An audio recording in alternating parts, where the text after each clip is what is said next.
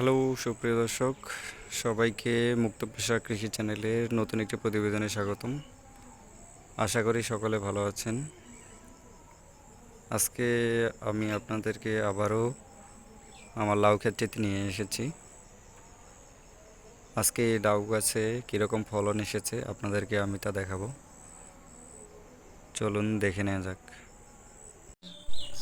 হ্যাঁ দর্শক, সত্যি কথা বলতে আমি পার্সোনালি খুব খুশি এবং খুবই আনন্দিত যে এরকম ফলন এসেছে গাছে। আসলে সৃষ্টিকর্তা চাইলে সব কিছুই পারেন।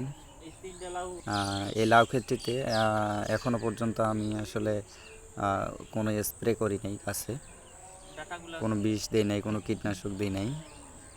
শুধুমাত্র গাছের গোড়ায় কিছু কেমিক্যাল সার এবং গোবর এই খাদ্য দিয়েছি।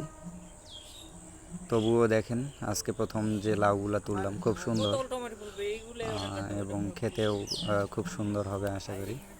আজকে আমরা 3টি লাউ তুলেছি, তো আমরা খুব খুশি আর কি সবাই।